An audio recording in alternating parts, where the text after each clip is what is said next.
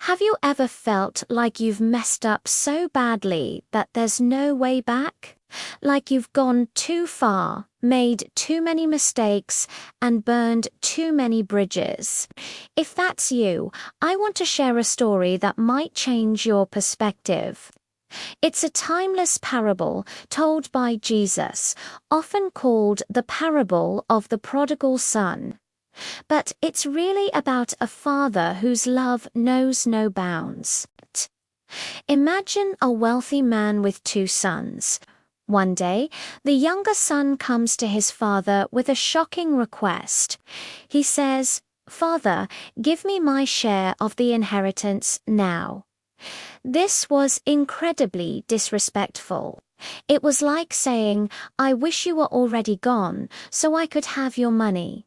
But the father, in his quiet love, agrees. He divides his property and gives the younger son his share, packed with cash and dreams of a big life. The son travels to a distant country. He dives headfirst into a wild lifestyle, spending his money on parties and fleeting pleasures. He lives without a care in the world, thinking this is true freedom. But his money eventually runs out, just as a severe famine hits the land.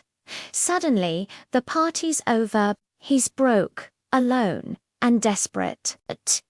He gets a job, but it's the worst job imaginable for a Jewish man feeding pigs.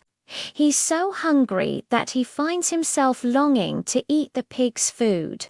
It's at this rock-bottom moment, sitting in the mud and filth, that he finally comes to his senses. He thinks, "My father's hired servants have more than enough to eat, and here I am, starving to death." In that moment of clarity, he makes a decision. He says to himself, "I will go back to my father and say to him, 'Father, I have sinned against heaven and against you.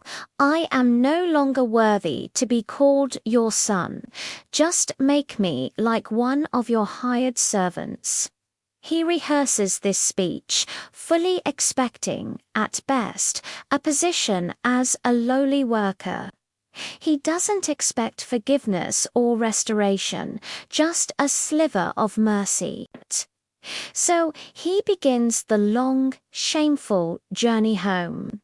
He's probably rehearsing his apology over and over, bracing himself for his father's anger or, even worse, his indifference.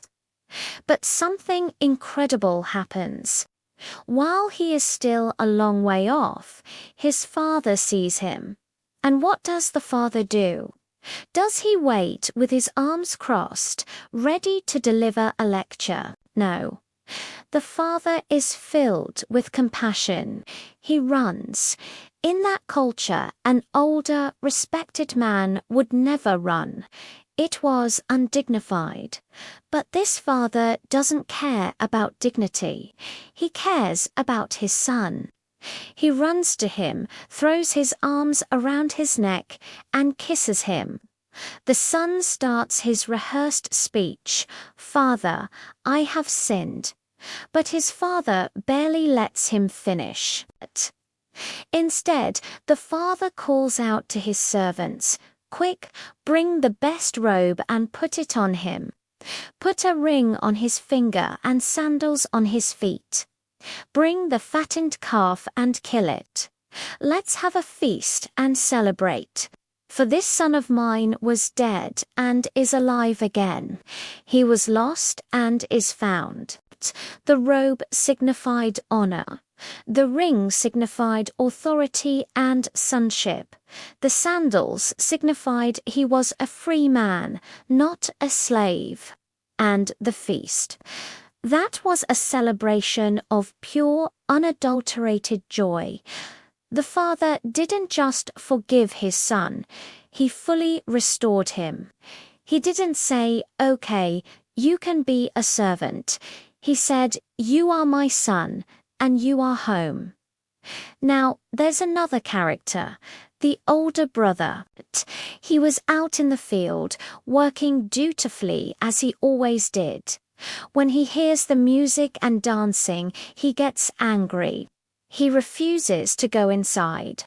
His father comes out and pleads with him, but the older son complains, "Look, all these years I've been slaving for you and never disobeyed your orders. Yet you never gave me even a young goat so I could celebrate with my friends.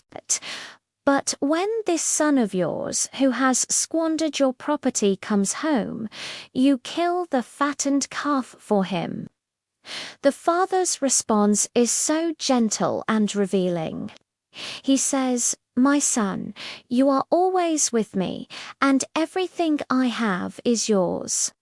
But we had to celebrate and be glad, because this brother of yours was dead and is alive again. He was lost and is found." This story is a beautiful picture of God's heart for us. Maybe you identify with the younger son, feeling you've strayed too far. This story tells you that no matter how far you've gone or how much you've wasted, the Father is watching and waiting, ready to run to you, not with condemnation, but with a loving embrace. Your past failures don't define you in His eyes. Repentance isn't about earning your way back. It's about turning back to a love that's already there. Or maybe you're like the older son. You've been trying to do everything right, but you've become resentful and judgmental. This story reminds us that God's mercy isn't a limited resource. Celebrating someone else's restoration doesn't diminish what you have.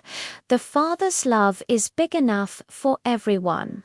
So, no matter where you are today, whether you feel lost in a distant country or resentful, in your own home, know that the Father's arms are open. His mercy is greater than your biggest mistake, and His joy is in seeing His children come home. Thanks for watching. If this story resonated with you, please like, share, and subscribe for more content that explores these life-changing truths. See you next time.